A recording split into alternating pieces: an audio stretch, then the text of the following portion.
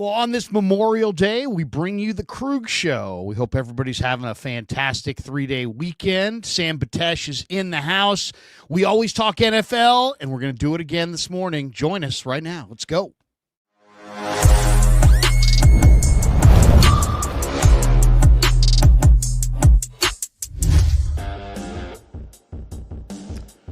Off and running, bright and early, 12 minutes after 9 on the West Coast. That means it's 12 minutes after noon back east. Go get your lunch.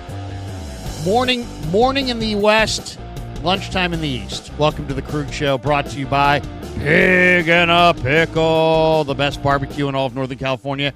Check them out. They're in Emeryville. They're in Corte Madera. They're open 7 days a week from 11 a.m. till 8 p.m. or until they run out. Pig and a Pickle, the best barbecue in all of Northern California. Thanks to Damon and Mary. Get some brisket chili. Tell them Krueg sent you. We're also brought to you by our good friends today at Sharp Corners, Sports Cards and Collectibles. They're at 205 Cypress Avenue in Pacific Grove, California on the Monterey Peninsula. Anthony Catania is the owner there. 831-521-5264 if you need to get a hold of Anthony. And as you see above Sammy's head, the show today is sponsored by LearnKey Upskill Academy, and we're big fans of LearnKey. They're an online learning platform designed to get you job ready in 6 months or less. That's really it. And it doesn't matter what field you're interested in. It could be IT, it could be cybersecurity. They offer over 30 different certification programs to help you take that next step in your professional career. They've been in business for 37 years. They've worked with over 200,000 students, and they place about 100 students a month in well-paying jobs. So the link's in the description below. I'm all about helping our audience. If you between jobs, if you're, you're just not doing the job you want to do, or hey, you feel like I need to do a little bit more. I need to get a little bit more skilled so I can make a little bit more money. We're here for you. The link's in the description. Check it out. They've been in business for a long time. Jeff, the owner of the program, is fantastic. They've helped a lot of people for a lot of years. They started being a sponsor of our channel in spring training when we went to Scottsdale, and they've continued on. And we're big fans of LearnKey Upskill Academy. We're big fans of helping our audience, and thanks to all of them for checking out LearnKey. And as I said, the link's in the description below, and the links for all of our sponsors are in the description below. And if you want to help the show, shop the sponsors. It always does help. Sammy's here. It's a Monday. Even though it's a Monday, normally Sammy and I go at 11 on Monday. Damon and I go at 9. But today, Damon's out because of the kids. And I wasn't sure if I was going to stream or if we were going to the beach or what we were going to do. So we moved Sammy up till to 9. I will be streaming today at 11 with Ryan Hensley, who reached out just yesterday and said, hey, will you come on my channel on Monday to talk about the season ahead? So Ryan and I will stream at 11. Sammy and I streaming right now at 9. And we're fired up because we're going to talk NFL. Sammy, good to see you, man. I would say happy Memorial Day, but, Memorial Day is not really considered to be a happy day. But you know what? More than anything, thank you. I think more than anything, I just want to express gratitude to all the people out there. My dad was a JAG Corps attorney in the United States Army. That's how he met my mother. He was stationed at 5th Army headquarters in Chicago, and my mother happened to live in Chicago. And this is in the 50s, early 60s, I should say, early 60s. And my mother's next door neighbor was setting her up on a blind date with one of the JAG Corps attorneys, and my mom is 5'6", and so he came into the room, and he's like, all right, my next door neighbor, one of you is going to have to go out with my next door neighbor tonight, and one guy says, how tall is she? And this guy was like 5'4". And he's like, yeah, she's 5'6". He's like, oh, I can't go out with her. And my dad, who's 6'3", said, hey, I wouldn't mind going out with a tall woman. Tall, 5'6", hardly tall.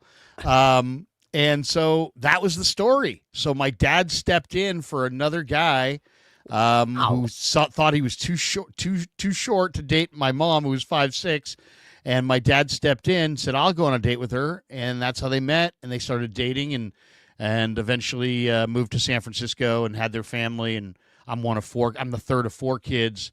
So on this Memorial Day, I'd like to remember my dad. and my mom, but of course my dad because of his service to our country. And just say, Dad, thank you for everything that you gave us. Thanks to your generation for everything that you handed us. We will do our best, and we are doing our best to pass that on to our own children and the next generation. But thank you for all the advantages. Thank you for all the wars that were fought so that we didn't have to fight in wars. Thanks to all the men who died, trying to preserve a life that we now call life. Anyway, I don't want to get too deep, but just want to say to everybody out there, whether you're serving our country now or have in the past, or if you've never served our country, happy Memorial Day. And I think there's always somebody out there that came before us, an aunt, an uncle, a mom, a dad, a brother, a sister, a family member, a friend, that on a day like today, we just want to say, hey, I remember you. Thank you. I appreciate you. And I think that's really all we can do. So, Sammy, on that note, I'll throw Memorial Day to you, but we're going to have a great hour here, more than that, maybe 90 minutes or so. We're going to talk some NFL today, and I'm really fired up. Sammy and I have been streaming for the last 2 or 3 weeks. We've been friends for 25 years, and we're going to talk a lot of NFL every Monday. And I'm fired up about it, and I've already enjoyed the first couple streams, and we got a great topic today as well. Well, awesome. Well, Larry, first of all, amazing story about your dad stepping in. I never knew that one, actually, over the 25 years. I haven't heard that, so that's fantastic. What a benefit to today to getting to hear that story. And also, I'll say this, my grandfather on my mom's side, Huey, he also served our country, and my brother's middle name is Huey, and my brother's birthday is Veterans Day. Wow. So there's like this incredible synergy in my family through that as well. And so tip of the cap to Huey and of course, and my brother, Aaron Huey Batesh as well. So a special day for sure. I remember them on many days, and I remember Grandpa Huey all the time. So that was beautifully said, Larry. And so today, we didn't want to miss. We've had so much fun. Our Monday dates were too much to say that Memorial Day would not allow us to kind of hold hands and talk to everybody. And we wanted to do it again. And I'm always, you and I are both just constantly reading about the NFL. We can't get enough. And I saw a story. It was really about just sort of favorites in Vegas. It was really about favorites to win the most games is what I was reading about. And it was interesting. Right. And funny enough, what the story was choosing, like who would be your best bet. And the team that everyone thought was the greatest value to win the most games in the league this year was the Niners, of course, that because of the schedule, et cetera, which I know we'll talk about. But it got me thinking, what if we went through each division and looked at the odds? What if we went to Vegas and said, all right, what does Vegas think is going to happen in each division? And then what if we peeled off the favorite and said, now we got to choose from the teams that are not favored to win the division? What in this alternate universe could we see? Can we make a realistic path for another team in the division other than the favorite to win that division in 2025? And I thought it would just be a good exercise for us to go through, because each year in the NFL, every team has a chance. Off the draft, every team's excited, right? Giants fans right now are excited because of what happened in the draft, right? Falcons got 2 first-round draft picks. They're fired up. Every team finds that part of their brain that says, we could do it. And as we talked last week, there are at minimum 4 playoff teams from the season before that are out and 4 new ones in. So it happens every single season. And what will those surprises be? But I just thought the divisions themselves, could we see other teams winning these divisions? Because when the season ends, we automatically just want to slot everyone that won it the year before. And we just know that's not the case. So I thought it'd be fun to look at each division from that perspective. Well, and the NFL is more than almost any other league. I mean, the top teams go to the bottom teams go to the top. Injuries are a huge factor. I did a video this weekend where I was kind of ripping on Cowherd and Chris Sims because they had this ridiculous conversation and about the Niners, and it was like they just wanted to basically rip the Niners, but they love John Lynch. And they love Kyle Shanahan. And Sims played college ball with Kyle Shanahan. So they want to rip the Niners. It's like, it's amazing to me, Sammy, how many people are out there that want to talk about the Niners because they're an iconic franchise that means clicks. But then they also want to rip the Niners while at the same time glad handing the GM and the head coach. It's impossible to do that. How do you rip a team and glad hand the head coach and the GM in this process of ripping? And try to draw these conclusions that the Niners are not going to be very good because of Brock Purdy. And then when it gets down to it, it's really a discussion that they've missed on too many picks. But we love John Lynch, so we're not going to rip John Lynch. And then it comes down to, well, at the end of the day, we can't really talk about Purdy at all because he's playing for Shanahan, and we all love Shanahan. It's like, well, if you've decided that Shanahan is Vince Lombardi, and you've decided that John Lynch is Ozzie Newsome and Eric DaCosta and every great GM rolled into one, then if the team's not good, yeah, you're going to need to blame somebody, that's for sure. And those guys were all over the map. But I brought it up just because, it is year to year in the NFL, there's variables. I mean, team tougher schedules and less rest and, all kinds of weird travel, and you can have the deck stacked heavily against you. So what division do you want to start with today? Well, look, we don't want to jump right into the NFC West. And the NFC West, I'll show you when we get there, is really fascinating because of what Vegas thinks right now. And just, we grab these odds from Caesars. You'll see different odds elsewhere. If you shop around, you'll see different odds. But we went with Caesars today. So we'll tease the NFC West. We'll go through the NFC first. NFC West will be last.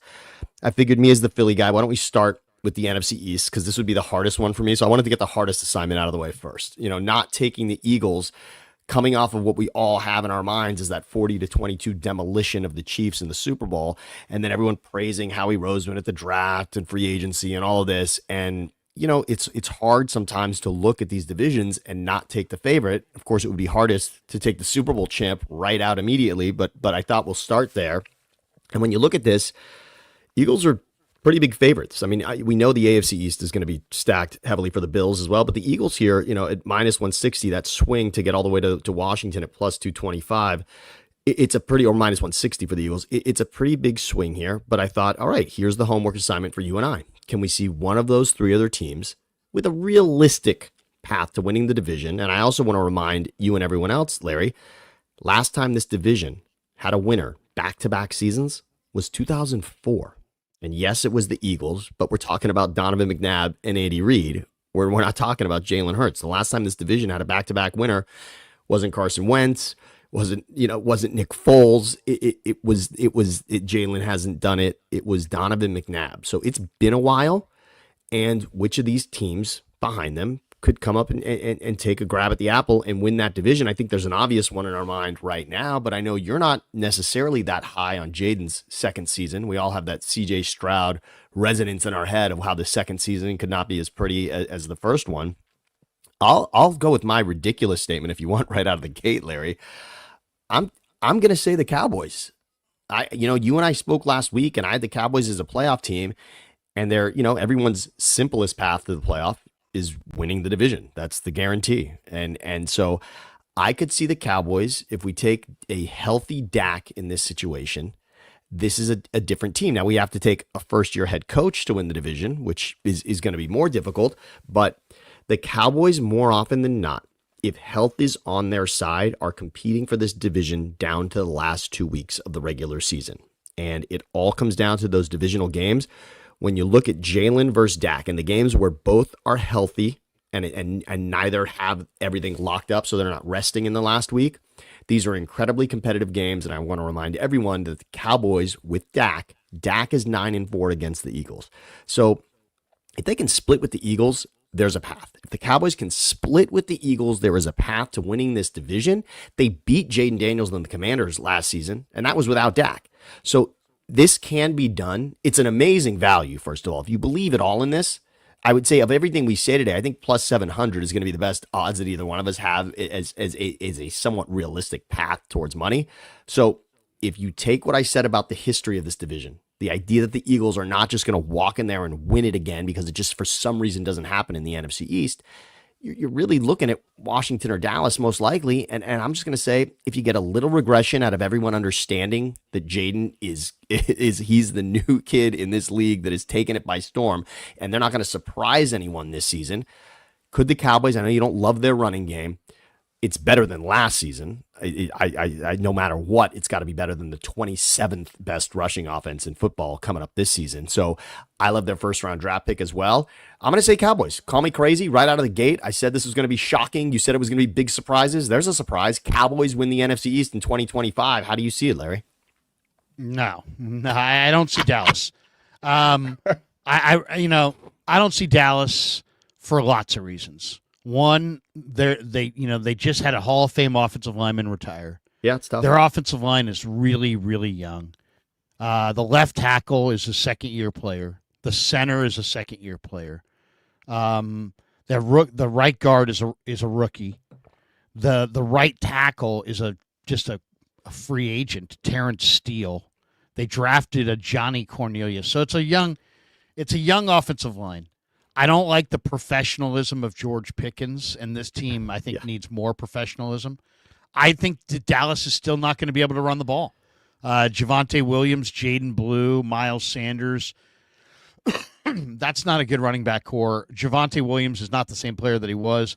Blue is fast, but he's so what? I mean, he's got a lot of speed, but he's not a every down guy. Miles Sanders is old. Deuce Vaughn's tiny. So I don't like Dallas running the ball.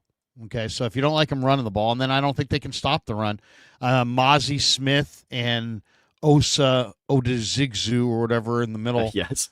Those guys last year had a PFF run defense grade of Mozzie's was 35.9, Osa's was 50.8. Those are two of the lowest run defender tackle grades in the entire league, and so they don't stop the run. DeMarvion Overshown is out with an injury. Trayvon Diggs is out with an injury. They sat out free agency for the most part. I mean, they added a couple nominal old guys who have names but no game anymore. Kenneth Murray, Dante Fowler, Solomon Thomas, Peyton Turner, Kier Elam. I mean, I don't love it. I liked a couple of their picks, Toya Azaraku, Shavon Revel on defense, but that's not enough. And then on offense, if you can't, once again, if you can't run the ball and you can't stop the run, then, also they're one Dak Prescott injury away from losing every game. I'm giving him healthy Dak. I'm giving him yeah. But because 16 weeks of Milton Dak in this probably scenario. is not going to win, and Greer's probably not going to win. So they don't really have like a second quarterback they can win with. That actually does kind of matter because you're going to maybe have to win a couple games. All these teams that when I'm thinking about over-unders, if they don't have a second quarterback they can win with, then it's really just a roll of the dice. So, I mean, I see where you're going, but to me, the main issue with Dallas is they haven't had a running back and they haven't had a running game. And now they're leaning on new backs, young line. Well, the first round pick, look, they've got to get out of Booker. They got to get right. Booker was as much a plug and play in this draft as maybe anyone but Genty, right? I mean, everyone loved Booker. I just don't really believe that rookie offensive linemen dominate. I think they may show it, they may give you indications of what's coming in the future, but usually that first year is not the most efficient year. And I just Dallas's two best defenders after Parsons, I think, are probably Overshown and Diggs, and they're both hurt. So, and I think Overshown got hurt late in the year. He was probably gone for a big chunk of the year. So I they're talking about trading Deron Bland. They weren't that active in free agency. No, I don't like Dallas. I'm going to go Washington. I like Washington. We'll take a look. I'll click this slide ahead here to take a look at Washington here for you. Because I do look, I can see Washington also, but I want you to have this in your head also. Take a look. Washington's fascinating, and to take where they were last season and now really kind of add what's on this list. You're right. There could be something there, but I'll let you go with it. I'll let you sing Washington's praises. I just think that Washington's added some significant pieces to the puzzle here. First of all, Debo's main issue is that he lacks motivation. Now they got a super motivated Debo. So you're getting a super motivated Debo, even though he's older, added to McLaurin, and you have Luke McCaffrey, you have Michael Gallup, who is a good Cowboy receiver. So I think receiver-wise, I like it. You added Laramie Tunsil at left tackle. And to me, that was a phenomenal. They added, Connerly from Oregon in the first round and Tunsil. So they spent their biggest money and their biggest draft capital and on upgrading the tackles. And I think Connerly is really good. Like, I think he's got potential to be great. And I think that Tunsil is great. So I love Washington's offensive line. And, Washington also added a pretty good couple running backs. They've got, Ja'Cory Krosky-Merritt like him, Demetric Felton like him, Chris Rodriguez, I kind of like him. They also have Eckler. They have Brian Robinson, Jaden Daniels. They have, Marcus Mariota backing him up. They drafted Sam Hartman. So, you still have Ertz. They have Ben Sinnott. I love the Commanders. And then on defense, I didn't love what they did. They signed Javon Kinlaw, Eddie Goldman. Not great moves. But what I really thought, the real reason I love the Commanders is that the Commanders last year added like 20 free agents, and they had so many new faces. And I just think that when you add that many new faces, it takes a little bit of time. And you saw them start to peak towards the end of the year. And I just think that those, now with a year of continuity with all those veterans, I also felt like, Adam Peters was a major part of why the Niners were really great with the day 3 and undrafted players. And he goes to Washington, and I thought he had an amazing undrafted class. I mean, Robert McDaniel, the safety from Jackson State, love him. Fentrell Cypress, really good zone corner from Florida State. Carlin Vigors is a really good corner prospect from Louisiana Monroe. Ricky Barber from Central Florida is a good defensive lineman.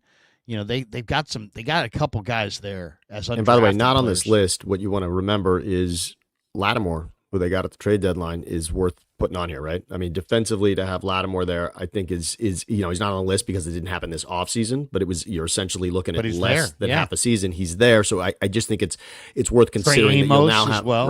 Right. You'll have an offseason with Lattimore now as part of your defense, knowing you've got that heading into the season. That's going to make a nice difference for them. I mean, I really think they got 3 outstanding undrafted DBs. And then they also got a 4th because they drafted Trey Amos. And then you mentioned Lattimore. They also have Quan Martin, Mikey Sainristil, still, Noah Igbenogany. I mean, I just like Washington. I think Washington is not going to be one of these, up and down, up and down. I think it's going to be kind of a slow, steady climb. I like Washington to win this division this year, and I think Washington is going to establish themselves as the main competition for Philly for the next 5 years. So I think Washington gets it, and I like Philly a little bit more than I like Washington, but I do think you got to factor in. Well, here, let's take a look. If you want, take a look at the Eagles' schedule. In a city like also. Philadelphia that celebrates their team so much, it's like nobody had a bigger hangover from the last Super Bowl than the Eagles. And I just think that it's inevitable. They've got huge sports radio there. They've got huge, the people there care so much. They're in it. They're wallowing in it if it's bad. They're rollicking in it when it's good. And it's just, they're so into it. And I just think it can be a little bit exhausting, especially when you're you're being chased. You're the Super Bowl champion. I love the Eagles, and I really think that they've got a great shot to have another big year. And I loved what they did in the offseason. But I think the Commanders have a little bit better quarterback and a little bit better total team top to bottom when you factor in the fact that the Eagles will play the first place schedule. The Eagles probably have a tougher schedule, and they're going to have that hangover. So, the Super Bowl hangover, I really do believe in. Also, there's a lot of talk about Dallas Goedert, possibly being traded. Tyler Steen steps in at right guard. I don't think he's the same kind of player as Becton, as Mekhi Becton. And then just there's probably going to be some injuries this year, though I do love their I love their pickups on defense, but I still think Eagles have a great shot to win it. But I can understand projecting and that kind of thing, and I'll project the Commanders to win the division. I like it. And just quickly, because we got it up here, looking at the Eagles, the schedule for 2025, we're going to know a lot. I said Cowboys are going to win the division in this bizarro world where we're taking the Eagles out of it. You say the Commanders. And look, week one, we're going to learn a lot, right? I mean, it's been 20 years, it's longer. It's been 25 years since the Eagles and Cowboys played in week one, and they're going to do it this season on that Thursday to open up with the banner hanging in Philadelphia. So we'll know. The Cowboys, at least we know this much. Looks like Dak's going to be there, right? We don't have to worry about this. Isn't going to be an Eagles-Cowboys game without Dak. It seems like Dak's projected here to be the starter to open the season. So there we go. I mean, that's a huge game for Philly, because if Philly loses that game, look at the next month. At Arrowhead, Rams at home, at Tampa in September. They've lost their last two to Tampa. They've lost their last two to Tampa, just so you know. And you don't want to play in Tampa or Miami, in Jacksonville. You don't want to play in Florida in September. Without you just question. don't want to be there. And then they get Denver, and a lot of people think Denver's an upcoming. So, and then look at this. The other thing I want to look at for the Eagles schedule, and to your prediction about the Commanders, you and I talk about it. We don't love the separated by 1 week divisional matchups. And there you got, look at week 16, week 18 Commanders. Those that's why I like the Commanders. I think the Commanders are going to sweep the head-to-head, because I think they're going to be ready. I really think Philly is they're going to, like a lot of Super Bowl contenders, they're going to start fast. They're going to look great. And then adversity is going to hit. And I think by the time they get to December, because they don't play their first game. How about this? This is amazing. Their first game against the Commanders is December 20th. Crazy. It's really ridiculous. That's crazy. And then, of course, they play as well in week 18. But, I mean, December 20th is the first time you're seeing your division.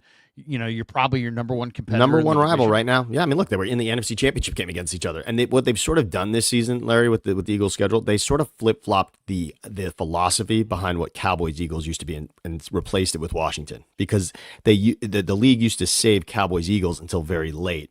And obviously this year they flipped it and made the Cowboys game very early, and then took the Commanders and made them the late matchup. So interesting. That's clearly what the league sees. Okay, so let's jump on. So I've got Cowboys, you got Commanders winning the NFC East in this world where we're taking the favorite out of it, and we can move on to another NFC division here, the NFC North, and this one's a little more evenly distributed according to the Vegas odds.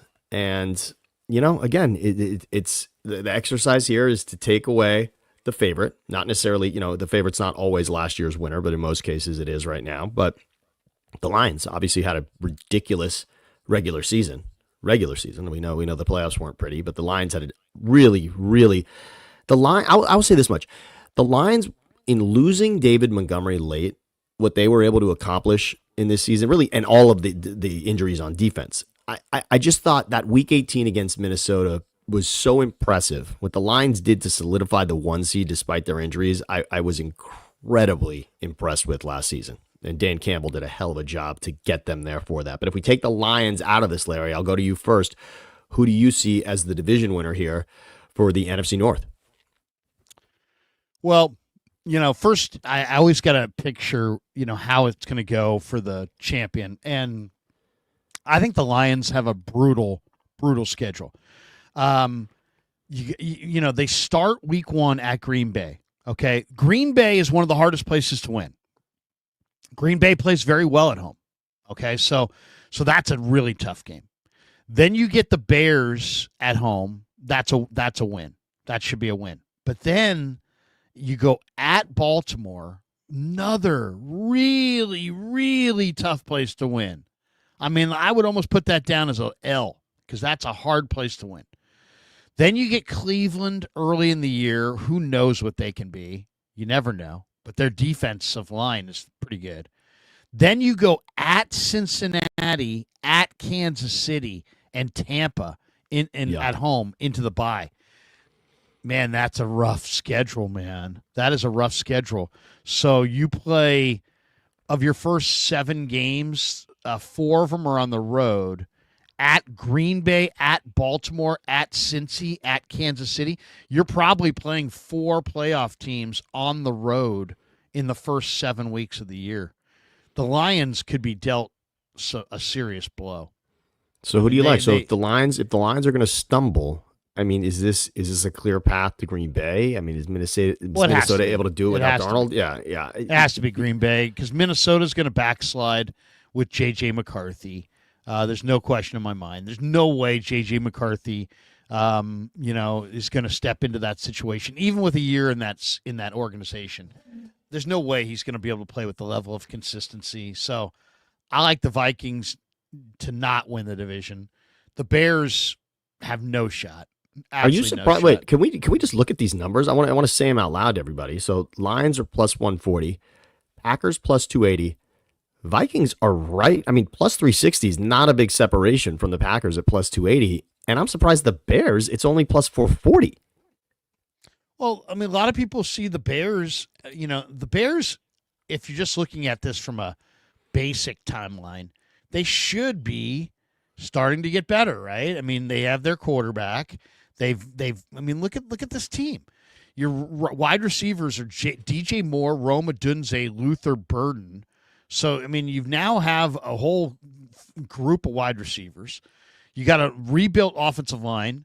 Braxton Jones, Joe Thuney, Drew Dahlman, Jonah Jackson. You got 3 interior new players. You got 2 tackles you drafted that you like, and Darnell Wright and Braxton Jones. They also just drafted Ozzie Trapilo from BC. They also have Karan Amagaji from Yale.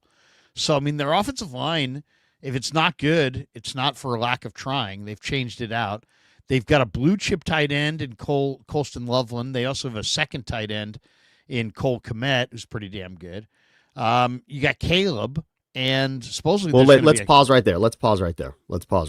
I don't think Caleb's their best quarterback. I want to hear you on this because I'm ready to go down this path for you. I just don't know if I'm clouded by what Jaden Daniels did. See, I don't know if I have the wrong opinion about Caleb because I'm comparing him to Jaden Daniels, or if I truly didn't see enough last season. And of course, their season unraveled after the head-to-head, right? After the Hail Mary, the Bears fell apart entirely. That team just crumbled and curled up like Levi when he's not feeling well in bed, right? The Bears, it was ugly after that game. But for you look at this pretty scientifically when it comes to quarterbacks and young quarterbacks. And I just want to know where you stand in regards to Caleb. Because for the Bears, which we're playing fantasy today. So, we're playing fantasy land. Lines don't win the division. So the Bears, Vegas sees as not a ridiculous choice here. But Caleb would have to have an unreal season. Where do you stand on Caleb? He stinks. I mean, he's the most. I think people need to hear that. He's the most overrated player in the league by far. I mean, this guy, and this happens all the time. USC has had so many quarterbacks. Rob Johnson was supposed to be great. Matt Barkley was supposed to be great. They're all supposed to be great. Matt Leinart was supposed to be great.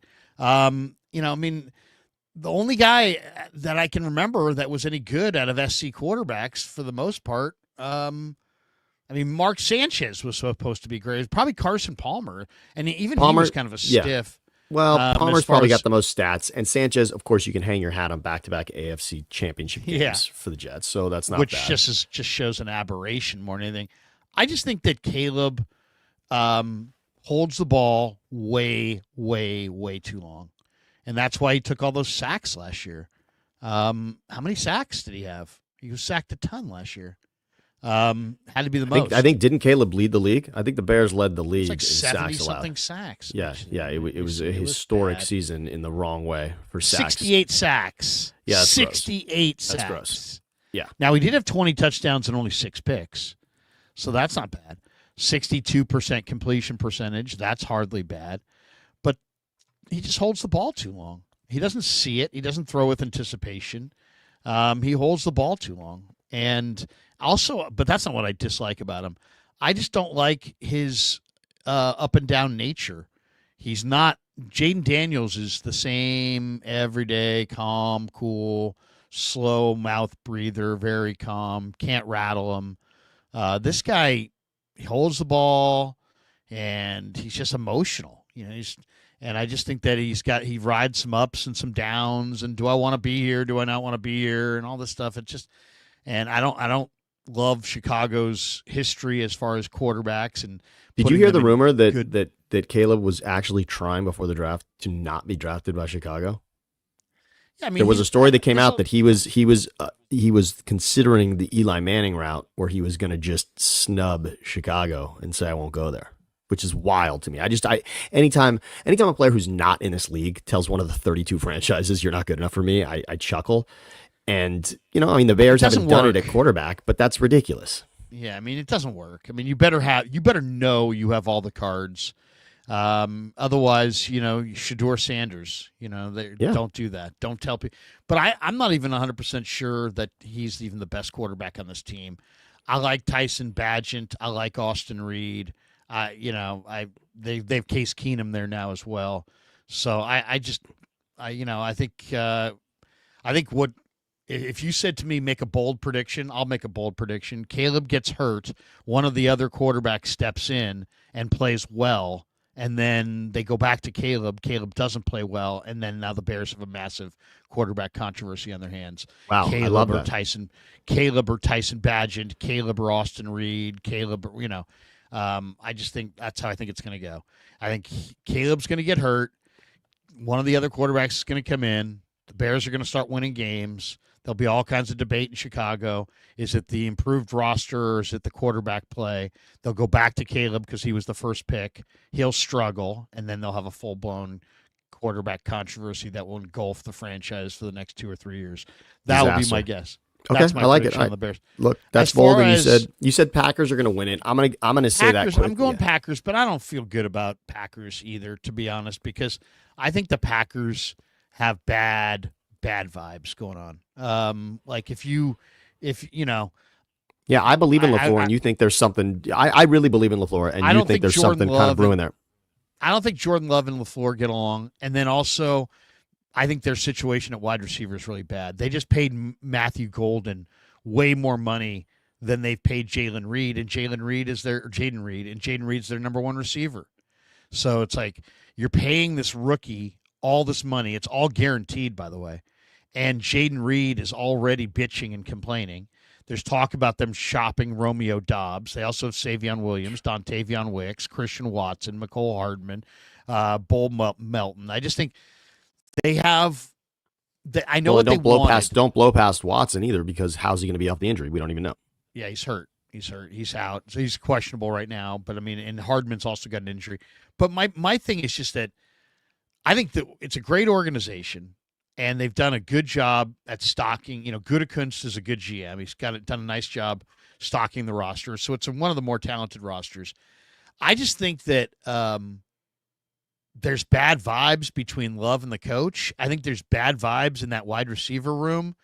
Competition's a good thing, but you got to have a pecking order. And like right now, their production pecking order has Jayden Reed at the top. And then Romeo Doubs, and then their money pecking order has Matthew Golden at the top, and those guys are far beneath. So I think it's already seemingly a problem. They're also only really one deep at running back. I mean, if they lose Josh Jacobs, yeah. Are they going to be able to run the ball with Marshawn Lloyd and Emmanuel Wilson? I mean, I like Marshawn Lloyd, but he ain't Josh Jacobs. And to me, you need more depth at running back than they have. So Jacobs is their weakness. If he goes out, that's a problem. I think defensively they're an interesting team, because I think that they probably could be a team. Somebody said, hey, maybe they'll trade for Trey Hendrickson. Oh, wow. I think the Niners ought to trade for Trey Hendrickson, to be completely honest. But yeah, if the Packers did get Trey Hendrickson, that would change things, and I think there's a chance they will. They did add, they have Nate Hobbs, they have Xavier McKinney. Are they going to trade Jair Alexander? I mean, what's going on probably there? That has not been a pretty situation. All right, so you're going to say Packers. So I'm going to say there's a lot of moving parts there, but give me Green Bay overall to keep it together and be there at the end. Okay, and I'm gonna say Green Bay.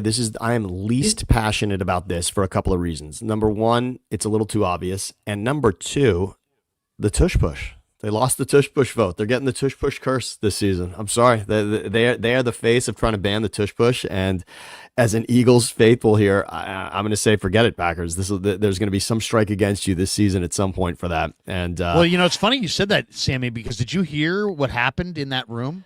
Oh yeah, it was pretty epic. The Laurie conversation, the Kelsey thing. Supposedly Jed York was I love what Jed said. Said to Jeffrey Lurie, Are we done yet? Are we done talking about all this shit? Because he had talked for an hour about the tush push, and there were a lot of people that said that it was very tense in the room.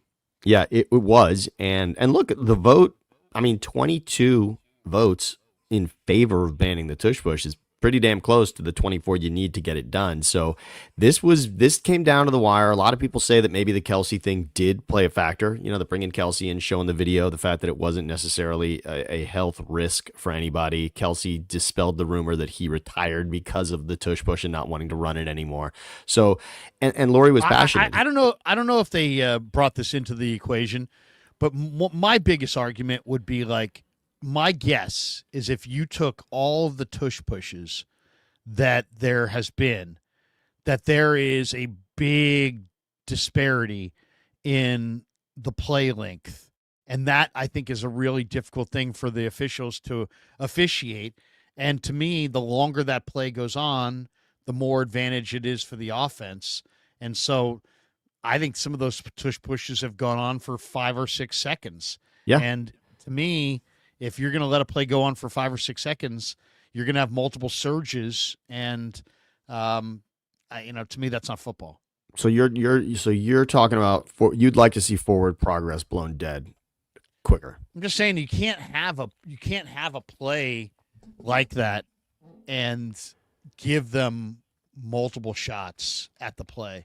That's really what it is. It's like think about it this way: the Russell Wilson interception against the Patriots in the Super Bowl.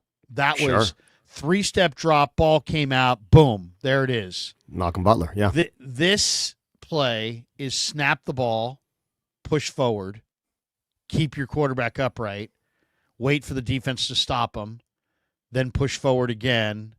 There's usually a fold, Larry. There's usually what happens is there's usually on one of the sides of the center, and usually left, I believe, over Landon Dickerson, there becomes a crease. And he kind of slips into that. There almost becomes like a little pocket. Yeah.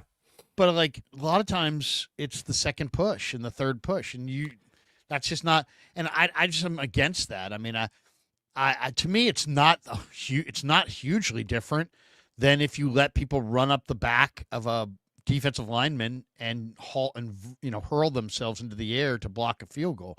You're using another person. And to me, I just don't think that's. Everybody should exist on their own power. They shouldn't exist. I shouldn't be able at, whatever size I am, to have the most power because there's some gigantic guy pushing me from behind, like I'm literally a object. So my guess is, and we can move on to another division here really soon. I just want to make this one last point. My guess is this season the Eagles know this will be the last year they can run it this way. And I bet Jeff Stoutland, their offensive line coach, and Sirianni are already putting together a way in which this play works without being pushed from behind. Because I think somewhere within their offensive line is actually the key here. I think they're creating that crease that you and I talked about without a full surge from behind. I think they can still create that place for Jalen to fall into without having the push of Goddard or A.J. Brown or Saquon or Gainwell as it was last season. I think they can make it happen. So that's it. We'll see. But for me, Packers, sure, I'll give them the nod if we're taking the Lions out of this to win the division, but I don't love it. And I think the Packers are going to get, struck with something due to being the face of that tush push ban. So there you go. And the Vikings, I'm with you. We already took the Vikings out of the playoffs for what we did last week, so I don't want to go back on my word there. And I'd say if not for the Packers, I'm more interested in the Bears' path to winning the division. And I love what you said about Caleb. But that's it. I think we can move. NFC North is interesting. We took the Lions out of it. We kind of see the Packers as being that possibility there. And then the South is this one already. We were really talking a lot about last week because we were talking about potential teams. Who's the favorite here? We got the technically the Bucks. Technically Bucks at -105, but not a huge swing to see the Falcons there at +230. Man, the Saints, they just took out of the. I mean, the Saints, they've just buried after Derek Carr retires at plus 1,300. But the Panthers are not so far behind at plus 400. I mean, we're talking about the Bears at plus 440. So Bucks at minus 105, clear favorite. Then Falcons, and then Panthers. If we take the Bucks out of this equation, NFC South, who can win it? I know you're bullish on Atlanta. I'll let you talk about them here. I know you really like Atlanta, and go for it. I mean, Penix is, with the full season, Penix knowing he's the starter coming in, I'm sure that's going to make a difference. Yeah, I mean, I think Atlanta, it's mostly a Penix thing. Sure. I mean, I'm a believer in Michael Penix.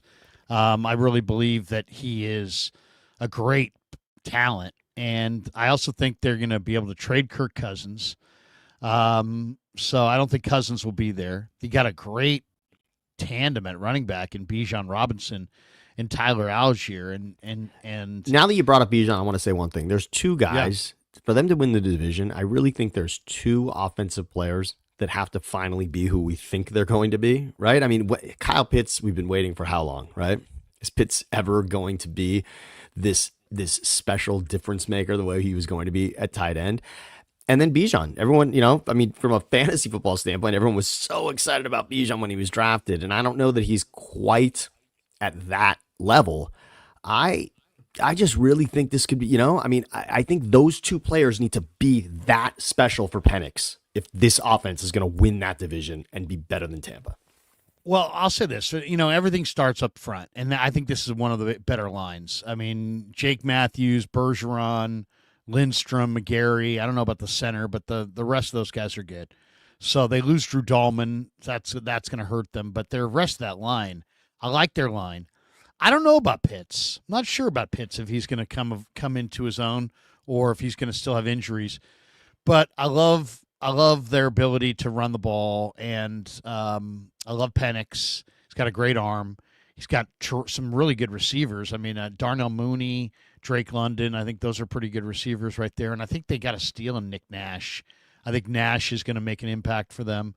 So I like the Falcons, but I think there are real improvements coming on the defensive side of the ball. I mean, I think they're a team that defensively I like. I mean, Onyemata and Rook Ororo in the middle. Ororo is who I wanted the Niners to get a couple years ago. They added Leonard Floyd, but they already have James. They drafted James Pierce. They have D'Angelo Malone. They drafted Simeon Barrow. They have Zach Harrison. Well, and remind everyone a couple years ago. Remind everyone the draft, Larry. Remind everyone. Jalen Walker. It was 2 first-round picks they got this year's draft. I mean, they made the trade and got into the first round twice. That could be and at the same position essentially. I mean, this is an entirely different defense if those two work out. Well, and also I think you've got some really good DBs here. I mean, A.J. Terrell, Jesse Bates, Xavier Watts, Mike Hughes, Billy Bowman. That's some good receivers. There's some good corners there. Clark Phillips, Keith Taylor, Kobe Bryant after the draft. I liked what they did. So I like Atlanta. I think Atlanta's going to be able to dial. First of all, Atlanta has not had any outside rush. And now in 1 year, they add, 1 year after they added Zach Harrison and D'Angelo Malone and those guys, now here comes James Pierce and Jalen Walker. Wow. And Leonard Floyd to kind of, give them that veteran. I like Atlanta's defensive front. I like their secondary. I think they've got some real ball skills guys. I mean, they've got some of the best productive interceptors. Xavier Watts is an interception waiting to happen. Billy Bowman's a really good defensive back. They have Jesse Bates. So I like them. I like Atlanta. I think Atlanta's going to win this division. So that's interesting, and we can look at it for a second. I mean, for Atlanta to win, I know you like their schedule. A couple of things here. Can Atlanta compete with the Bills? And they don't obviously need to win every game on this schedule, but games against the Rams and Bills and the Niners, for that matter, are going to matter tremendously. I think that first week is going to set the tone. I think that they get the Bucs at home in week 1.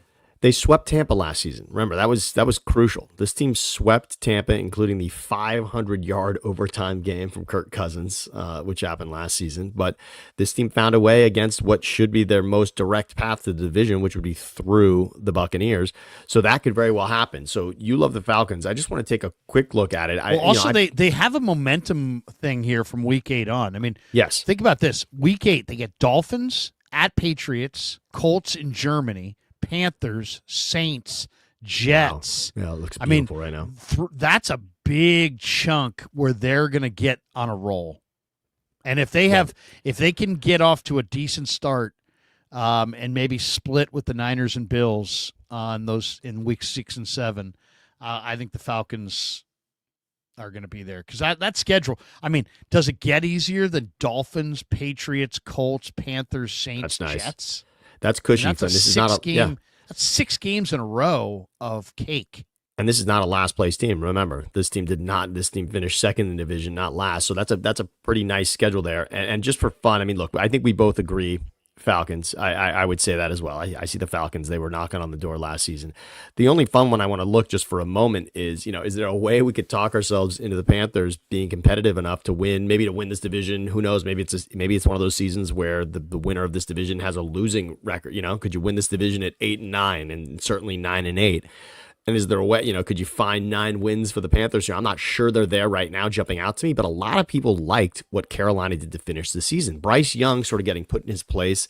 We got Andy Dalton here instead of you. And Bryce, you're not quite the future of this franchise. He obviously went to bed a couple of nights thinking, wow, am I completely just a bust in this league? And he obviously completely put his brain in a place where he could understand this offense in a different way. And they were a different team over the back half of the season. They played incredibly well against the Chiefs and nearly beat Kansas City. I mean, they really were toe-to-toe with Tampa. I mean, this team certainly showed spark when they needed to. I'm just not sure. They must be the Eagles, in fact, as well. I'm not sure there's enough there, but I mean, when you look at the schedule, is there a path? I mean, there is because they've got Andy Dalton, so they also can win games with their number 2 quarterback. That's nice. But, and I like some of their offensive line moves. I mean, Ekwonu, the left tackle, is one of the best in football for sure. How'd you like Tate as their first-round pick? Well, wide receiver, I think he's really young. I mean, I think he's really immature. I think he's really talented. But I think he'll help Bryce Young for sure. But I don't love their backs. I mean, Chuba Hubbard, Rico Dowdell comes in from Dallas. They got Trevor Etienne in the draft. He's not bad. I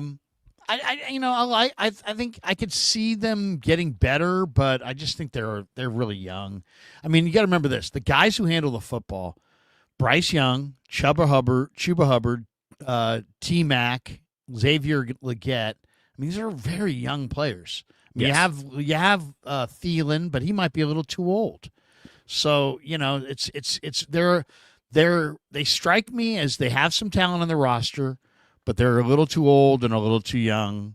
I don't love their defensive line. They have 3 new starters on their defensive line. So I don't know. I think Panthers are developmental. All right, so that's not going to happen. We'll take one look at it again to see what So both of us kind of see the Falcons here. If you're taking the Bucks out of it, we could see the Falcons plus 230. You win some nice money there if you get the Falcons, and we can move on now to the division that I think both you and I have been sort of salivating about. And I want to show everybody this because it's pretty interesting. So normally to this point, every division has had a clear favorite in Vegas. Now these are the Caesars odds. You can find slightly different odds elsewhere, but right now, looking at the NFC West, the Niners and the Rams are both on top at plus 155. Then a pretty big drop. Both the Cardinals and Seahawks are at plus 575. So for purposes of this practice and exercise right now, Larry, let's say we can choose anybody on the board. There's not really a favorite. The Rams obviously won it last season. This is simply a conversation for you and I to work out. Where do we see the margin here? Niners or Rams are most likely going to win this division. Vegas sees it as a dead heat at the moment. Is this the Niners' division to win? And I'm sure the schedule is going to play a major part because we've said it so many times. The Niners have the best schedule.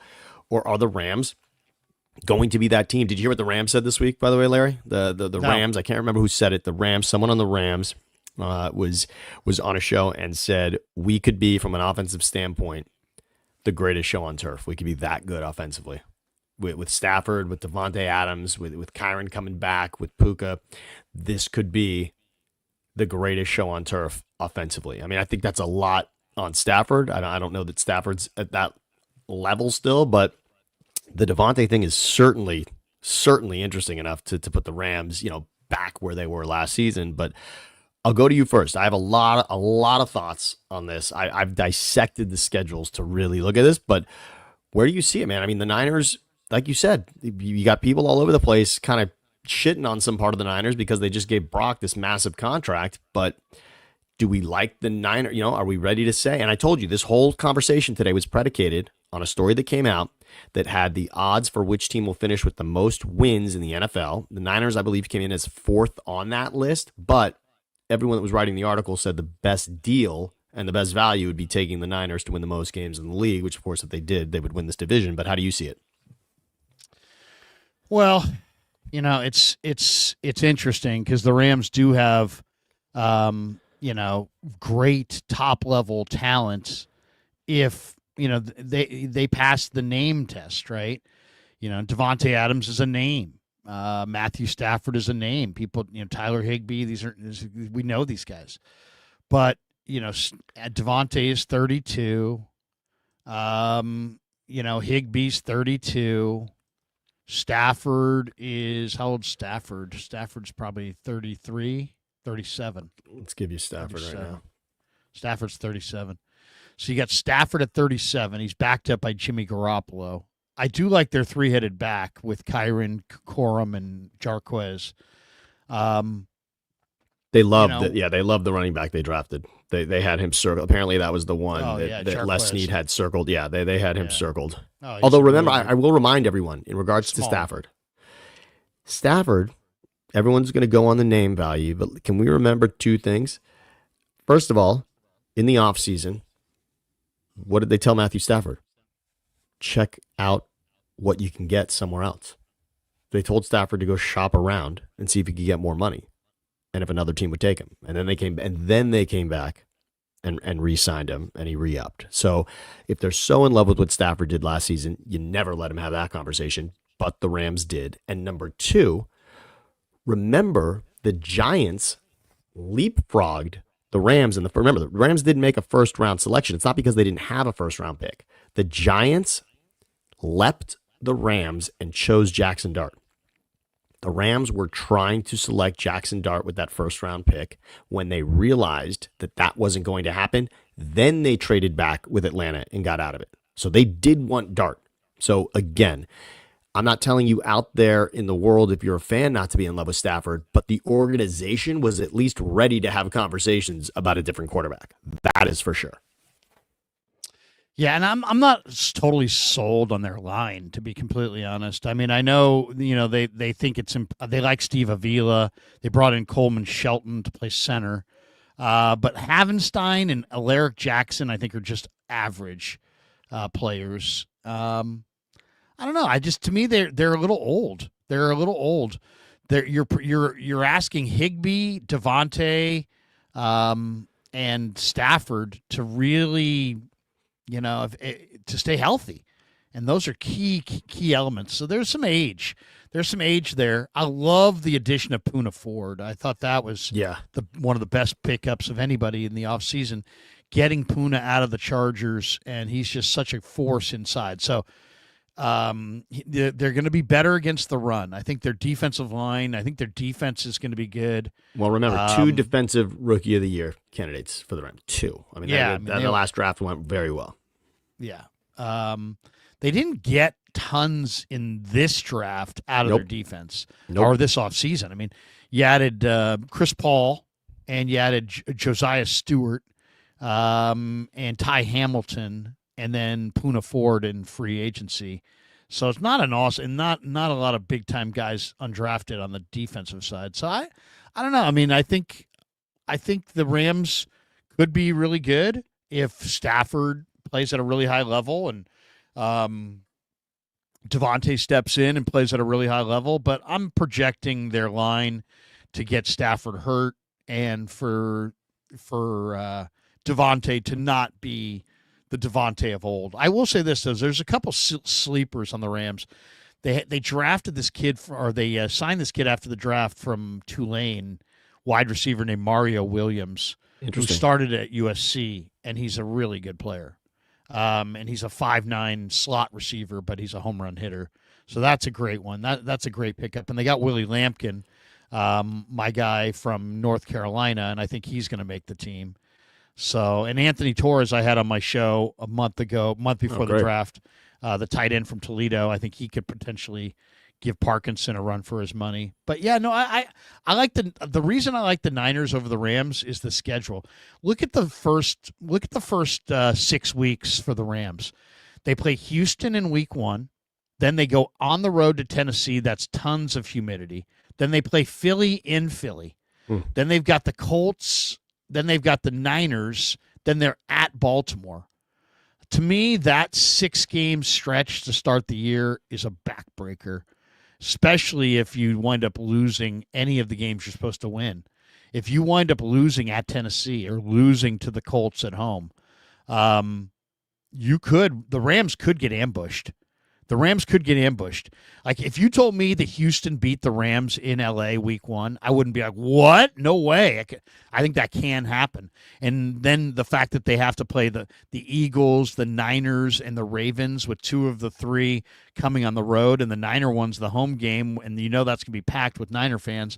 So, I mean, I think if the Colts and Texans and Titans give, you know, if those teams give them a little bit more of a challenge early on, I think the Rams could potentially get to their bye week in just a world of hurt, because they have 7 games before the bye week, and they have a week 8 bye, and I would not be surprised if they were 2-6 at the bye. Because I mean, I could see them losing to Houston, Philly, Niners, Ravens, and one more. So I mean, they might go 2-5 in the first 7. That's wild, but I want to look at the schedule, and I always do this because it's an education for the audience as much as it is for you and me, Larry. So the Rams schedule and the difference between the Rams schedule and the Niners schedule comes down to 3 games. And right now they look like 3 losses on the Rams schedule, because those games I want to point out are week 3. That Eagles game for the Rams is a Giants game for the Niners. Okay? So that's the difference between finishing in last place and finishing in first place in your division the year prior. So the Rams have to face the Eagles, where the Niners get to face the Giants. Now go to week 6. The Rams have the Ravens, which means the Niners have the Browns. So that's another huge swing on the schedule that is massively in favor of the Niners. And then go to week 15. This Lions game for the Rams is a Bears game for the Niners. Those 3 games are beautiful and huge swings and just massively in favor of the Niners. And you and I have just been talking too much about what the Niners did in the offseason. We love the Brock contract. We love the schedule.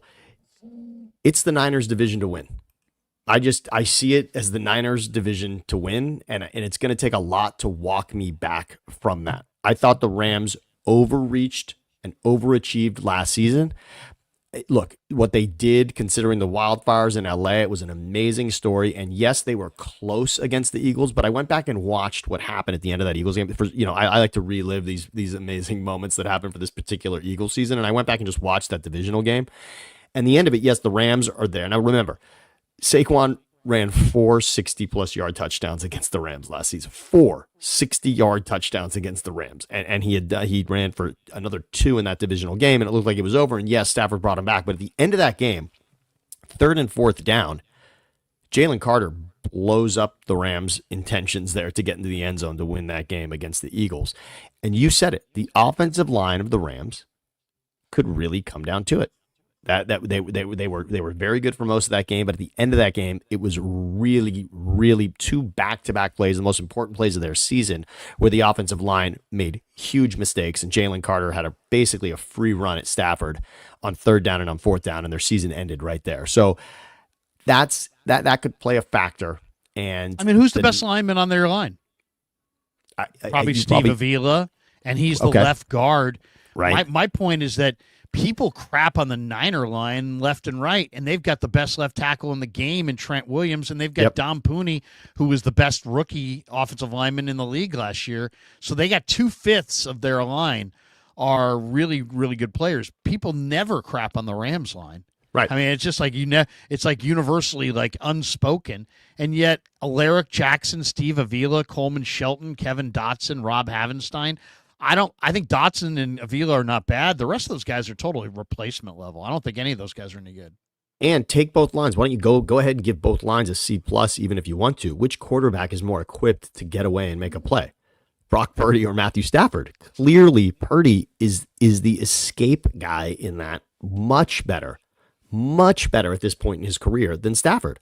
Well, the other factor that didn't play a factor at all last year for the Rams is the Rams have a really good defensive line. Their number ones, Braden Fisk, Byron Young, Agent Zero, Kobe Turner. Now they added Poona Ford. They don't have their backup line is garbage. But they didn't play their backup line hardly at all last year because their starters stayed remarkably healthy all year long. Their backups, Josiah Stewart's not bad from Michigan. Ty Hamilton comes in from Ohio State. But Tyler Davis, Dawan Johnson, I like Dawan at Toledo, Laurel Murchison, Bill Norton, Jack Heflin, Kerr Thomas, Dejon Terry. I mean, this is the witness protection program of defensive linemen. So I will say I'll project them to have and it's not just their defensive line. Their whole defense is like this. The starter, Cam Curl, Cam Kinchins, good players. Their backups, Jalen McCullough, Tanner Ingle. I mean, if they have any injuries, the drop off is dramatic across the board on defense, and they were healthy last year. I think this year they'll have a few more injuries. Stafford will probably have some injuries. I like the Niners to win the division. And by the way, two guys that you've talked about that we have talked about defensively that could play a factor, and it could be an arms race between these two teams. You mentioned Trey Hendrickson.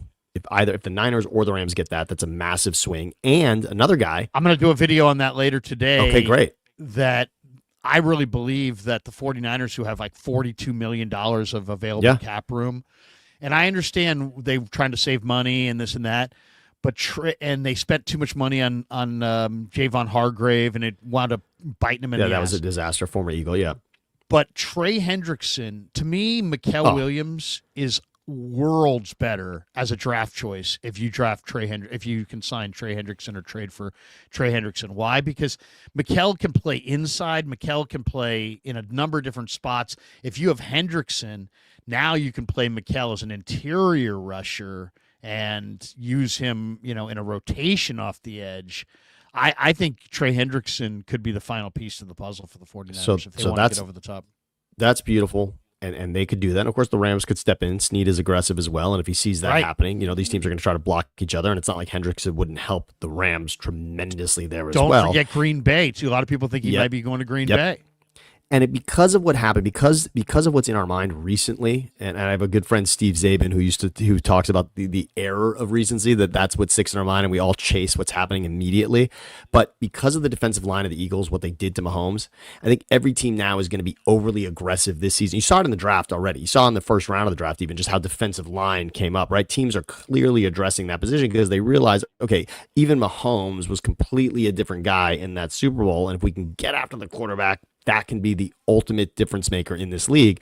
Hendrickson now is going to create that fervor for teams, thinking that's the missing piece. So you're right. But one other guy I wanted to talk about defensively is, and maybe a homecoming with the Rams could be in play, but Jalen Ramsey's another guy out there that the Dolphins are not convinced that he's in their plans for 2025. And if Ramsey lands on one of these two teams, that could be, for one season, that could be a major difference. You're not going to build your defense around Jalen Ramsey moving forward, but for one season, Ramsey could be tremendous, and he's already got a nice history with the Rams. So who knows what could happen there with Ramsey. Well, and don't forget, who coached Ramsey with Jacksonville early on, Gus Bradley. Where's Gus Bradley? Gus Bradley's with the Niners. So, yeah, Boom. absolutely. That's somebody to watch for. Let's hit a couple supers. We got this one before we jump to the AFC. Oh, We're going to have to go speed Wow. round through the AFC. Yeah, Travis we are. Stewart. Wake up is better with Sammy. Oh, Love this guy. We'll have to. You know what? We love Damon. Don't tell Damon that. We're not going to tell Damon that at all. And I love Damon. Wake Up is amazing. Wake Up's amazing with Damon. And I want to say one thing, though, for Wake Up. I want to give everyone in this chat, everyone credit for Wake Up. Remember, what happened to Damon in Japan, Larry, is so unbelievable, right? The fact that Damon is at a random sake or sushi bar, he's in Japan, and somebody turns around. It's not like Damon's out there saying, yeah, reservation under Damon. No. Some dude just turns around and spots Damon and says, I love you on Wake Up with Larry. I mean, I'm sorry. That is such a credit to what you've built here, what you and Damon have. I'm happy to be a small piece of it. I will step in and come in from the on deck circle for Damon anytime. But I love what you two have created here. I really do. Well, and then, it didn't take too much convincing when Sammy's like, hey, man, I'm starting my channel and I want to stream. I'm like, we're doing it. We're doing a regular deal. And we got over 1,000. We got over 1,100 people in the room right now. So thank you to all of them for jumping in on the Krueg show meets the Sam Batesh experience.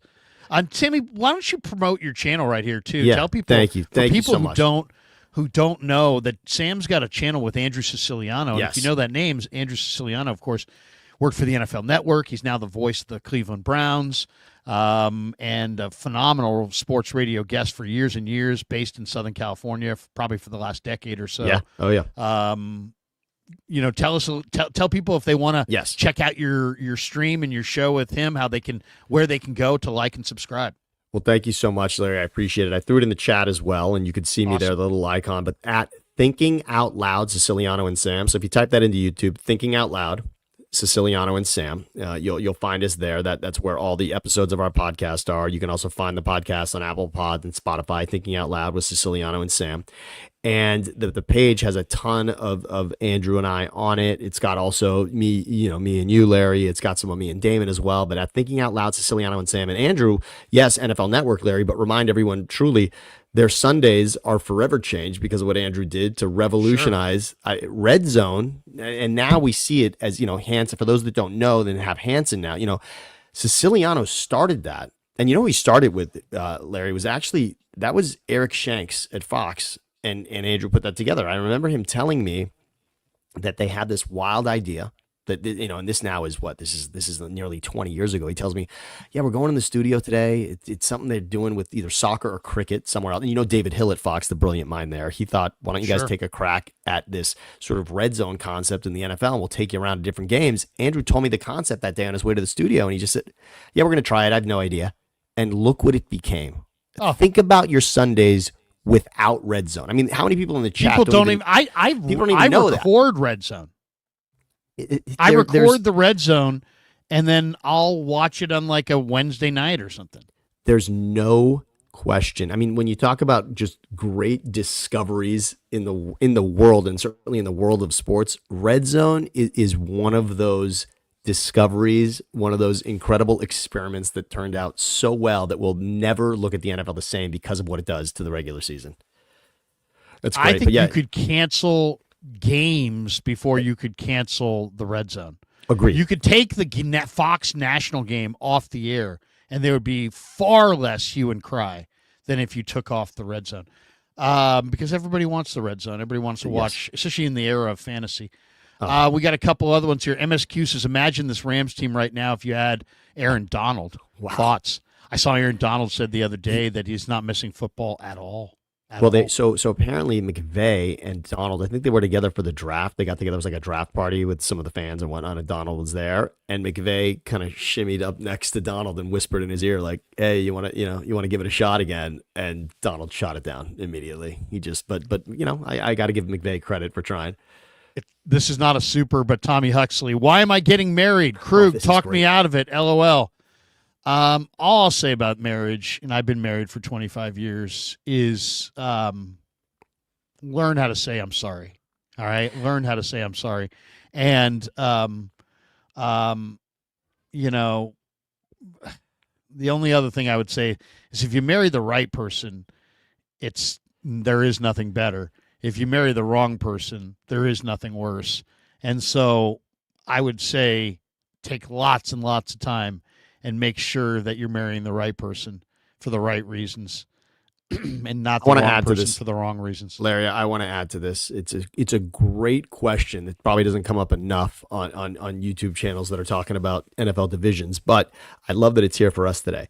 You said "I'm sorry" is the key phrase. "I understand" is another good one. Okay, your wife or girlfriend is talking about something horrible that happened to her or whatnot, and you're kind of paying attention, but telling her "I understand" is incredibly comforting, and keep that up and remember that. And to your point about marrying the right person, this is my new advice to everyone. Your current relationship should fool you into thinking that it is the most chill and non-dramatic experience of your life. And if it does that, if your current relationship is in your mind free of stress altogether, then you can consider converting that relationship to marriage. If there is even one red flag or one item that keeps coming up and bothering you, immediately know that it cannot be a forever relationship, because you're signing up for a lifetime of that issue. Just trust both of us. Keep that in mind. The other thing I would suggest, and it's only I don't know if it's worked for me or not, but it's something my dad told me, and I kind of do believe in it. Pool your resources. Don't have your account and her account. Have your joint account. You have to have total trust in the other person, but you're going to be way better off if you have your money together as opposed to my money and her money and this and that. You should try to because there is no ambiguity about this. You're in this together. Oh, yeah. And there's lots of relationships die because of stress. Lots of relationships die because of stress over money. A lot of times there's a lot of different thoughts on money, and everybody's got a different thought. So all I would say is don't have your own account, have her own account, pool your accounts, have total transparency. At least that will make somebody's going to run the money probably, and somebody's not. It will make the person who's not running the money feel better, knowing that there's total transparency and honesty, and as opposed to deceit and games. And I want to buy this. If you can't say to your wife, I love this and I want to spend money on this, and you guys can't have that conversation, you're probably not ready to be married. That's so you sure. If a purchase here or a purchase there is going to unravel your entire relationship, your relationship is not tight enough. So that's all I would say is pool your money so you don't fight over money, because lots of people fight over money. And a lot of times I go out, now that I've got the channel, of course, we've got all these tax situations, so I got to keep track of everything. But it's a lot less stressful because I know that we're not going to fight over money. Because she knows how much money we have. I know how much money we have. We're all fully on board. We're only going to be able to go for another 15 minutes. We've only gotten through the NFC, so we're going to have to race. Do you want to rip through? Let's do it. AFC. I would. Let's do it. Yeah. Let's do it. All right. Let's jump into the AFC right here. Let's go. All right. So we got Houston as the favorite in this division, and I think most people have Houston winning this division. Of course, be tough not to. I'm going to go with the Colts. Love it. And here's the thing on this one. I'm a real believer in Chris Ballard. And I know lots of people are. It really has not happened for Chris Ballard. And remind everyone, this is a guy. Remind everyone, Ballard and Andy Reid have a good history together too. Ballard was with Andy Reid as well. There was time that they spent together. He's a really beloved guy in NFL circles, Chris Ballard. Yeah, I mean, I just think that, this is a projection because I don't know if I really believe this, but I kind of like some of the things that Indianapolis has got going on. Now, I'll say this. If I were the 49ers, I would trade for Anthony Richardson. Now, I know people would be like, "What? You just signed Brock Purdy." because look at what the Eagles are doing. The Eagles have Jalen Hurts and they have the tush push. And so it gives them another way that's not passing or running necessarily, to score on the goal line. And I do think it's nice to have that. And to me, Anthony Richardson is one of the most ridiculous prospects ever. He's 6'4", he's 245 pounds, he's super fast. We're talking about 4.4 speed. He's really, really raw as a quarterback. So much so that I don't even know that he is a quarterback. He might not be a quarterback. He might be a backup quarterback. But if you could have Anthony Richardson and have a special package for him in the red zone or on the goal line, I think that would help the 49ers quite a bit. I think that would give them another element that other teams don't have. If Richardson could be signed to a reasonable long-term contract to be your number 2 for the next 4 or 5 years, and he could really learn your system. I don't know that Mac Jones. I think this is a team that may be looking to trade Anthony Richardson. I could see an Anthony Richardson for Mac Jones, kind of a swap at some point, because the Colts are going to need quarterbacks that can play like right away. And Richardson isn't that guy. But I do think Richardson as the backup to Purdy, especially with the mobility of Purdy, then you get the mobility of Richardson. I'm a real believer that the NFL has gotten to a point where quarterbacks have to be able to be mobile. You can't just be a pocket passer. It won't work. Too many fast guys on defense. So I would try to get Anthony Richardson if I were the Niners. That aside, whether it's Anthony Richardson or Daniel Jones, running the ball with Jonathan Taylor, they drafted DJ Giddens, they had drafted Tyler Warren, gives them another red zone threat. They've got some sticky-handed receivers in Downs and Pittman and Pierce and Adonijah Mitchell, and they've got they've got the best guard in the game in Quentin Nelson. They've got some good pieces on defense. It's a little bit of a catching lightning in a bottle projection, but Ballard is too good of a GM to just lose and lose and lose and lose and lose forever.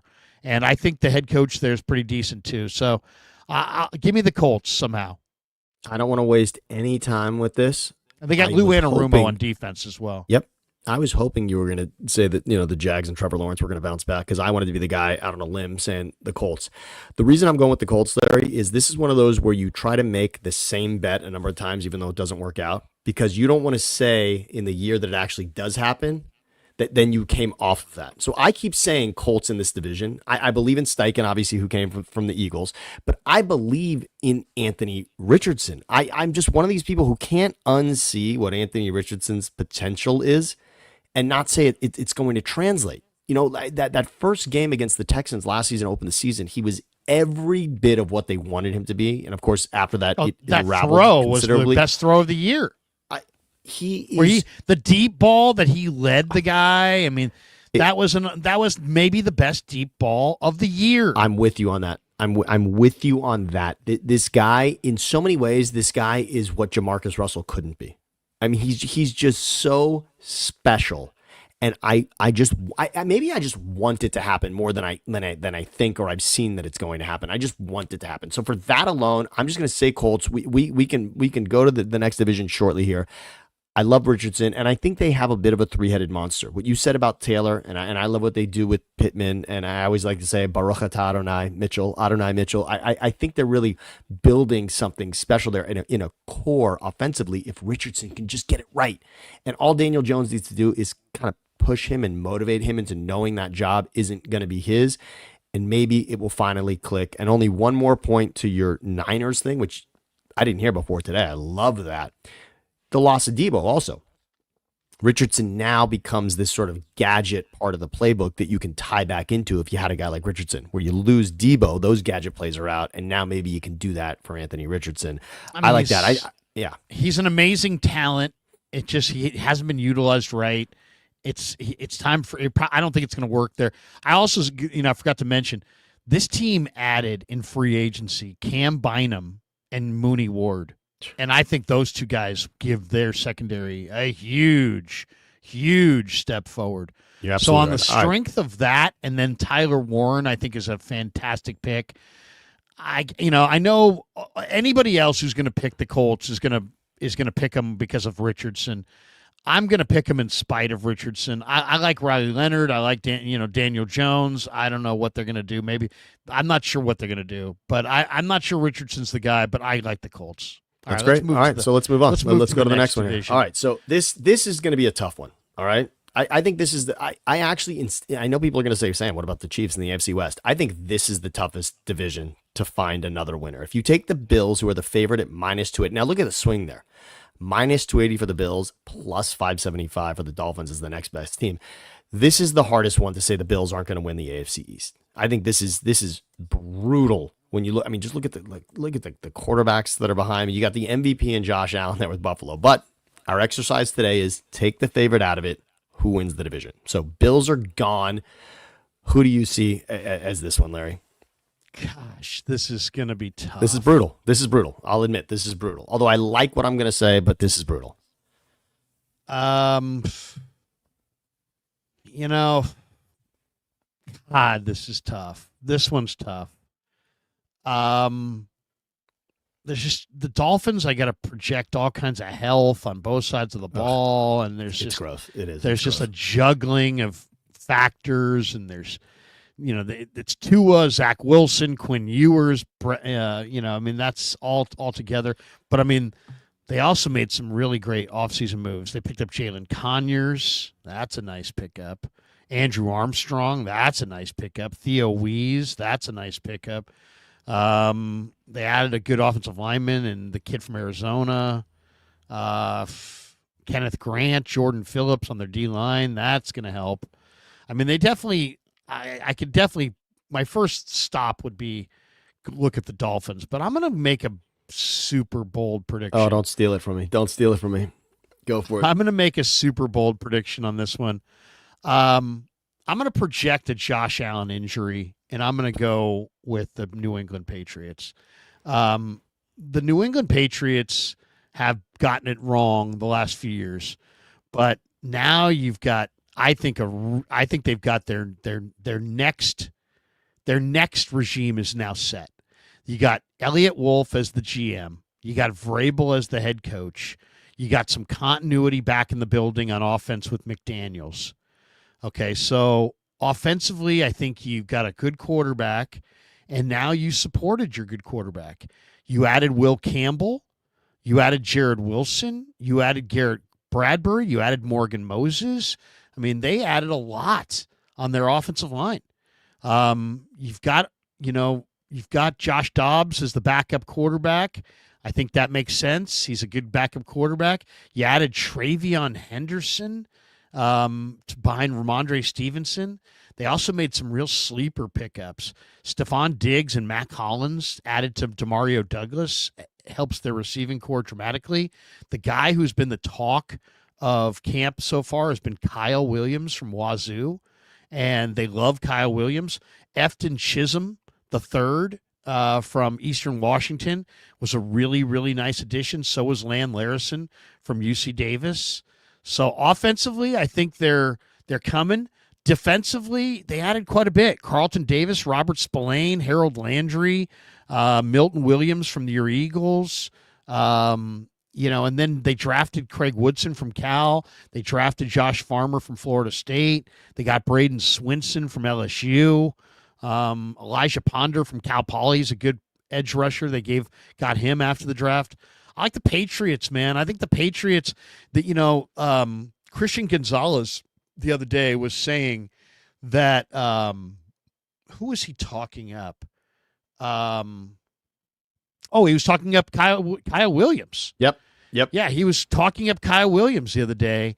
And I like this secondary. Jabril Peppers, Christian Gonzalez, Marcus Jones, Kyle Duggar. You added Carlton Davis, Marcus Epps, Craig Woodson to that. I think the Patriots with Drake May are dramatically improved. I think Henderson's going to be a phenomenal. I think Henderson's going to be the offensive rookie of the year. Give me the Patriots. I like it. I'm going Patriots too. We don't even have to spend that much time on it. What I love is don't just say Drake May, remember Vrabel. And New England's not used to, you're not used to seeing New England, but as far as free agency, before the draft, the team that won free agency without question was New England.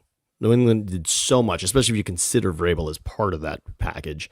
This team is completely made over, and I think May did more than we thought. I mean, they even got a little out of Milton and obviously traded him to Dallas, but this team is completely different. This is no longer, I mean, obviously the Belichick piece is gone. Last year was just, it was just it really was a bizarre year. I hate when coaches are one and done, by the way. I think that's bizarre, but having a chance to get Vrabel, who they wanted, it makes sense. But Gerard Mayo, sort of a raw deal. And some of the greatness of their organization, now that Brady's gone, Belichick's gone, all the drama's gone, they can get back to back to being a football team, and I think that's going to benefit them. So I like New England. I'm with you on New England, and I just can't. There's no part of me that's going to say Tua, and I can't sustain Tua over an entire season. I'm just not doing it. Dolphins are more talented. Yes. But the Dolphins, no. Give me New England. I'm not. There's two good organizations in this division. Yes, it's Buffalo and New England. I'm so with you on that. All right, so we'll get out of here pretty soon, but this one is brutal, by the way. I mean, the North is so hard. So take the Ravens out of it because they're minus 140. They're the favorite. I think it's pretty odd staring at us what to do here, but, do you what do you see here for Cincinnati winning this division? Well, unless you're going to talk yourself into Aaron Rodgers, which I'd love if you want to go down that path. Plus 525 for the Steelers, who don't even have Rodgers right now and may not. Steelers are going to be Steelers are Mike Tomlin's. The run's coming to an end. Really, this is 8-9. This is the first losing season. They're going to lose. They're going to have. Have you seen their schedule? Yeah, it's in fact. The Steelers have the worst schedule. Yes. And let me see if I can call that schedule up and I can take. Yeah, if you want the Steelers schedule, I think I got it here for you. There you go. It's bad. Yeah, it's really bad. And if you look at the rest, they have the least rest of anybody. Mm-hmm. So they got a bad schedule. Yeah. Steelers have a brutal one. I see. I don't know. I love. I mean, it's hard Cincinnati. to say exactly how the schedule's going to go. But I love Cincinnati. I like Cincinnati to be the team in the division. I mean, Higgins, Chase, the offensive line I think is going to be. And Amarius Mims was a good first round pick, but it just took him a year to get ready, so he'll be better. They added Dylan Fairchild and Jalen Rivers. A couple more good offensive linemen. So I think Cincinnati's got potential to have a pretty good offensive line. They got a good backup quarterback they can win with in Jake Browning. I love Taj Brooks, the running back that they got in the 6th round out of Texas Tech. I think that's a steal. I think Taj Brooks is definitely going to be a factor for them. Yeah, and losing Mixon, I mean, the Mixon thing hurt them a little bit last season. They also got injured. I mean, they did well in running the ball, but it was not exactly an easy fix without Mixon. I don't feel great about Cincinnati because Trey Hendrickson I think is going to get traded. Jermaine Pratt could not wind up being there, and that's two good players off their front seven. But I think they're really underrated on defense. I mean, Cam Taylor-Britt I think is a terrific corner. Oh yeah, Geno Stone, the former Ravens, really good. Jordan Battle's a big defensive back, former Utah player.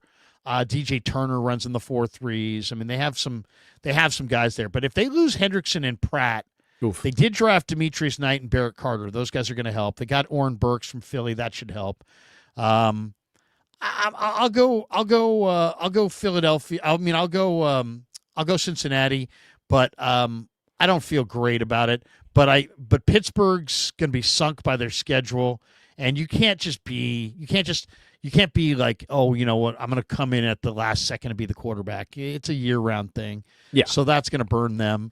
So take away the Browns, take away the Ravens, take away the Steelers, and you have the I think it is. I'll just go Bengals. I think the Bengals will somehow Burrow will be healthy, and somehow Shamar Stewart is going to have to play up front, especially if Hendrickson isn't there. But I think somehow they wind up moving Hendrickson and still edging out. I think the Ravens, to be honest, are going to win the division. But if I have to go with somebody else, I'd go with Cincinnati.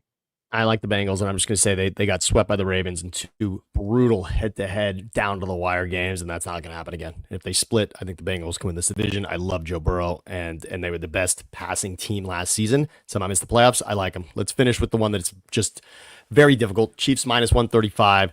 Chargers and Broncos are pretty close there in the second, and obviously Raiders at plus 1,400. But if the Chiefs don't win the AFC West, Larry, who wins this division? Take the Chiefs out of it, which I think you can now. I mean, again, 40-22 is burned in our mind right now. Everyone's not loving the Chiefs the way they were. Can you see another path here for another team, if not the Chiefs? Well, I mean, Jim Harbaugh, it's Jim Harbaugh is going to win. It's just a matter of how long does it take. So I'm going to go Jim Harbaugh. I mean, look what they added. I mean, at receiver, they had Ladd McConkey, but they added Trey Harris, Mike Williams they brought back. They're probably going to trade Quentin Johnston, but they also got Keandre Lambert-Smith, and that's kind of, I kind of like what they did at receiver. And then offensive line, they added Mekhi Becton, and they drafted Amarion Hampton, running back, and he should start, but they also signed Najee Harris. You have Trey Lance, by the way, backing up. They also got Aronde Gadsden from Syracuse at tight end. He's going to be fantastic. So I really like the Chargers offensively. They're going to run the ball. They, Alt and Mekhi Becton now on the right side of that line. Oh, my God. Rashawn Slater and Joe Alt are their tackles. They got blue-chip tackles. They got terrific receivers. They got great running backs. Herbert's got tremendous talent. So I'd say the Chargers. And then defensively, I don't love what the Chargers did defensively. I mean, they added Jamare Caldwell. Not a huge fan. Kyle Kennard I really like. He was the SEC Defensive Player of the Year. They also got Dante Jackson, Benjamin Kajust in the secondary. So, I mean, it's I don't love them, but I'm going to go with slight Chargers over Broncos just because I think even though I like the Broncos and what they got going, it's a lot more volatile. It's a little bit more of a projection. I think Bo Nix could have some bumps in the road. He had a kind of a smooth rookie year. I'll take the Chargers. I think the Chargers are better than Denver. I'm going to take Chargers, and here's why. Herbert, we all know that game in Houston didn't go well, obviously, with the interceptions in that game. Herbert was brutal, and he's been brutal in the postseason, really. But this is about the regular season and winning the division. If they can split with KC, can you split with KC? I see the Chargers. They can do this. We both like the Chargers there, and we did it, Larry. We got through everybody. I think the Chargers, I think their schedule also, if you look at the Chargers' schedule, there's a nice path there to them winning this division.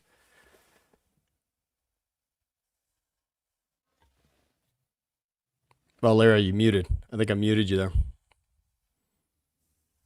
I was just going to say, I really do like the Raiders. I think the Raiders are going to be the Raiders have turned the corner. And the Raiders are now in the league with everybody else. They were out of the league in a special area. No, the Geno thing's huge. Geno's going to help them. Genty's going to help them. Sincere McCormick's going to help them. Bowers is going to continue to get better. I don't know what they're going to do. As far as trades, but I think Jack Betch and Dante Thornton, Jacoby Myers, Zachary Franklin. I mean, I liked what they did at receiver. And then on defense, they're still not there yet. But Tonka Hemingway and JJ Pegues, those are nice ads up front. Cody Lindenberg, Devin White, Landon Roberts. They added quite a lot at linebacker. Then Mello Dotson, Jeremy Chin, Eric Stokes, Darian Porter. I mean, they added quite a few players. So I like the Raiders. I think they'll still be bad on defense, but they're really coming on offense. And I think the Raiders are more like an 8-8 type team. The Raiders are probably more of a next year play.